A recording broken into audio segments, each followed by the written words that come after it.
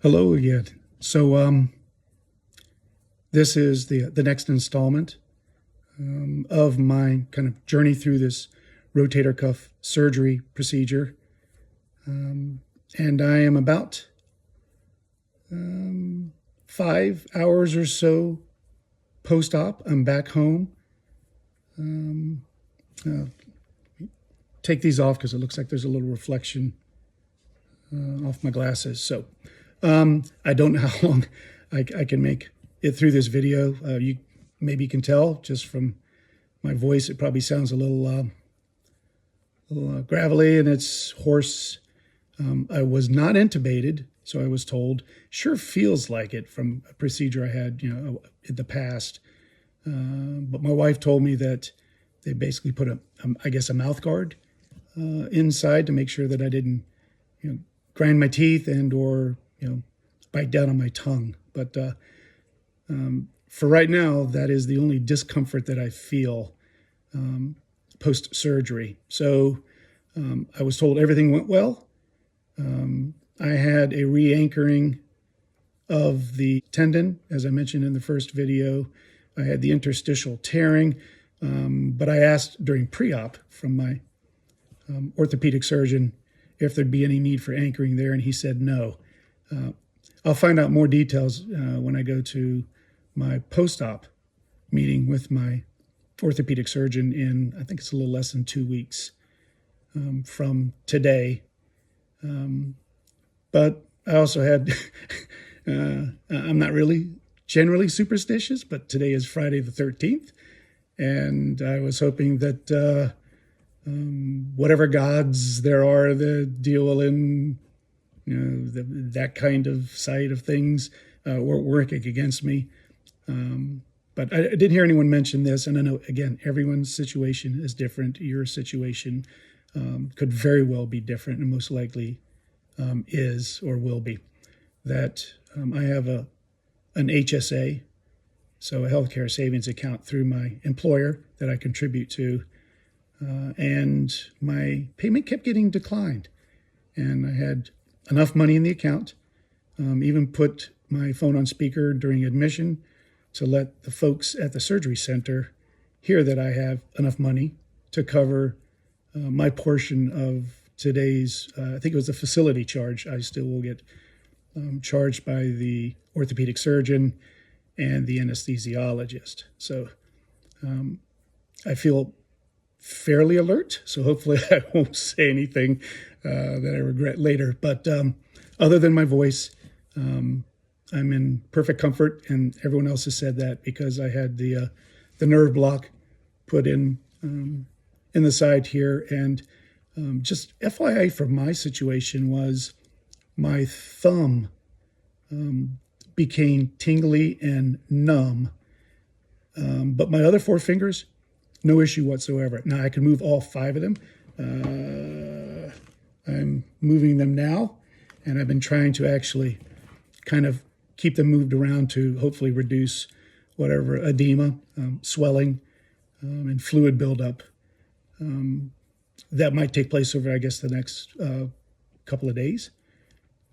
And then I have the ball that's on the end of my sling here. Don't really know if I want to mess with that today. I just want to kind of give the first day to kind of get things to settle. And then tomorrow I will start working on squeezing the ball to help, again, facilitate the healing process with getting the fluid out of my arm. But other than that, the only discomfort or anything I notice from the procedure is my sore throat and kind of, hoarse sounding voice. But the procedure apparently went well. Haven't heard what the total time was, but I was told they anticipate, give or take 2 hours. So in addition to re-anchoring and the interstitial tearing, I had some decompression work done on the bottom side of the acromion.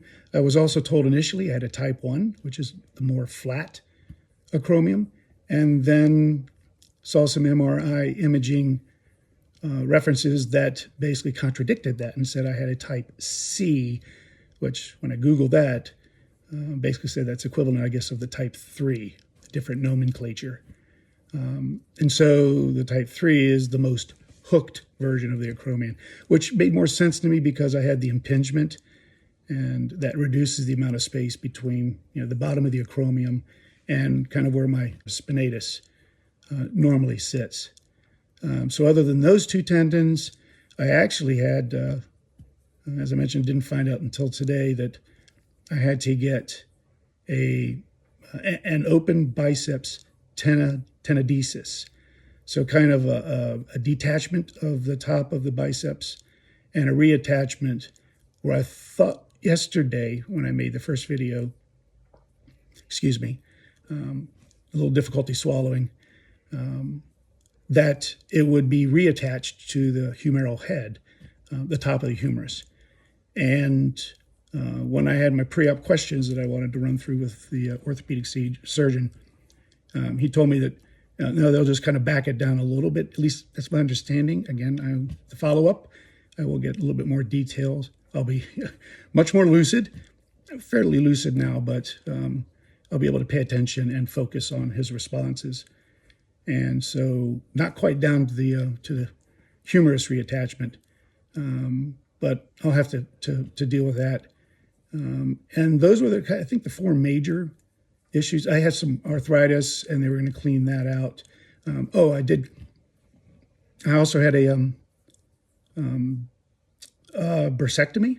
So the bursa that sits, I guess, under the acromion and between that and the top of the tendon, the humerus, that was going to be, I guess, removed, and that would allow for more spacing in there as well. So that, I believe, at this point was the work that I had to have done today. So surgery center staff was outstanding. I had very attentive care, and I'm a nobody. I mean, I'm a patient, but I'm not a world-class athlete. I'm not a superstar. I'm not a celebrity. I just felt very comfortable with everybody that I interacted with, and I just want to thank all of those, from the nurses, the anesthesiologists, to the other assistants, the actually check-in and registration for admin, to help walk through what is already a stressful situation. But when I had issues with the prepayment, that was a level of stress I was not anticipating.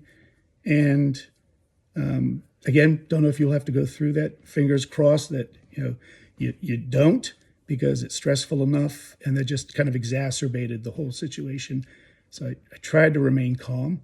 My wife was there to help with a lot of this. She had to actually take over some of the phone call with my HSA management company while I was going through the pre-op with the pre-op nurse to make sure I answered all the questions.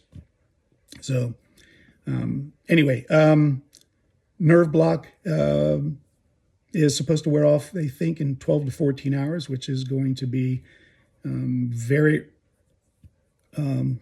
late morning, pre-dawn. We'll see how long it lasts. But I'm prepared with my painkillers. I was given oxycodone for the main painkiller, and then an anti-nausea medication. That was the only two prescriptions that I was given, and I've had no issues with nausea. Again, I was told I wasn't intubated, and because I don't have that nausea and any other kind of side effects from that other than the scratchy throat, and it's at the in the mouth area, back part of the throat. It's not down deep, or at least it doesn't feel like it. So I think that just that mouth guard, and probably an open mouth where I'm breathing in all that that very, very dry clinical air that you would have in a surgery room, operating room. That was probably the contributing factor for I guess if it lasted give or take 2 hours, that would make me think that that's where that's from. But my balance was a little off. I was fairly alert after they woke me up, and I didn't have any other issues with it. So transport home, piece of cake.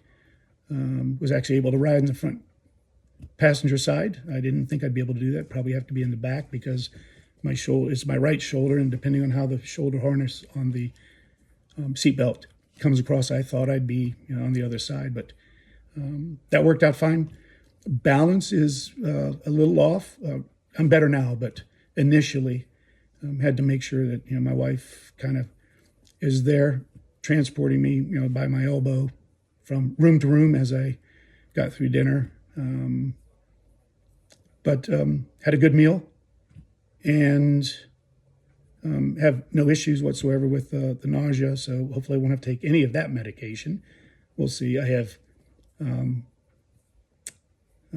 the protein from the eggs that I had at dinner because I want to try to be on a little bit more protein-based diet to help promote the healing process. And so I had a bottle of, I believe it's Ensure, that my wife picked up for me. So maybe take 1 or 2 of those a day and then try to eat more of a protein rich. But also I had some fruits and vegetables. I'm a big blueberry guy, and strawberries, which we have regularly. So those were good as well. And stayed downstairs for the first, hour or so to get acclimated. And then after dinner, kind of moved up here to my resting place, which I don't know if you can tell, but I'll try not to rock. But I have a recliner that I will be kind of in for the foreseeable future. Maybe it's one night. I got a feeling it's going to be numerous nights. But I have all of my pillows and blankets and have a bookcase that this is the phone's resting on. So my creature comforts, like I said, remote controls, my drink, and so forth are sitting right here. I don't have to lean, so forth. Something else that, maybe I don't remember anyone saying in their previous YouTube videos is the fact that I went to the surgical center with what I'm wearing right now. I did have a second shirt underneath in case they needed to cut the shirt for whatever reason. And then just use surgical tape or something to reattach it post-surgery, just in case. They didn't have to do that. But I only have this button-up shirt now. Perfectly comfortable. I run a little warm anyway, so this is perfect for me. And then I have my arm locked down, a very large dressing underneath the shirt here. I've already started icing. Can't feel it because of the nerve block.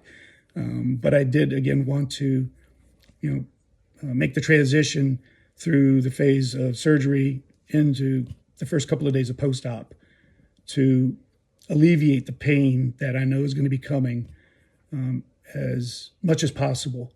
So we'll see how I get through tonight. If I have to get up, maybe, call my wife to come in and give me an oxycodone. That's what they told me to start with. And then I will I think it's about 8 hours, kind of filter through a regimen of ibuprofen and acetaminophen and just stagger those as I move through a 24-hour day. Have to say, I know a lot of people say, I don't feel anything. It was a great experience. For the most part, there might be some out there that might not have been the case. So I'm glad it's done. I go to PT 7 days from today, and then I will go to my post-op, another half a week after that.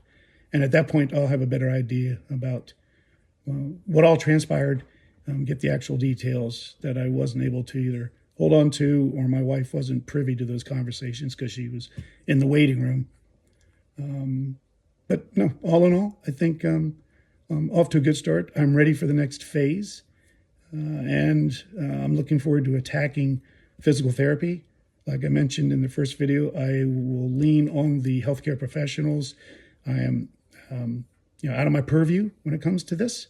And so I need to make sure that there's a trust between myself and them.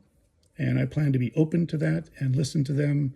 And I heard plenty of people on YouTube say that. So I guess that'd be my recommendation to you, that they're experts in that business for a reason. I do a lot of mentoring at work, and one thing I kind of tell some of the early in career folks are, when you talk to customers that specialties and you have a jack of all trades but master of none kind of deal, that do you really want to go to your auto mechanic for a root canal? Well, no, right? Maybe he's the next dentist, but that doesn't mean that's what they do every day, right? So maybe it's a kind of a hackneyed cliche, and I'm not trying to trivialize it, but I am saying that there are those that know so much more than I ever will and have the experience and understanding of how to deal with patients and help them through the process, that I will definitely focus on paying attention, listening to them. I want to do this one time, and I want to give it every chance to succeed the first time through. So this is day 0. I think that a lot of YouTube previous recordings had mentioned. So this is me, I guess, signing off on day 0, and I'll see how my first night of sleep goes. I guess one note on that, I don't know if I mentioned it in the first video, is during my kind of 30 plus days prep before surgery, I did sleep with my sling on in this same exact chair I'm in right now, just so I can not do it first time post-surgery. I wanted to understand what it was like. And I can't stress that enough. Now, I know I'm only at day 0, but I tried to, simulate what it would be like and doing things one-handed and so forth. But I wore the sling on a regular number of days for an hour or two just to get the feeling. And then how do you do things that you would normally take for granted? And so we'll find out what that's like tonight with sleeping, but it won't be my first time at least having done this. So here's fingers crossed for getting hopefully some semblance of a decent night of sleep. And until the next video, which I don't know when that'll be, again, first week or two, maybe I do a daily just to give you an update and what to expect, at least from my perspective. Until then, I appreciate you watching. And again, if anyone has any comments, please feel free to leave those, and I will do my best to reply to those. And anyone that has any kind of ideas or best practices or experiences that made a difference for them, feel free to share those as well. So until next time, we'll talk to you soon. Bye.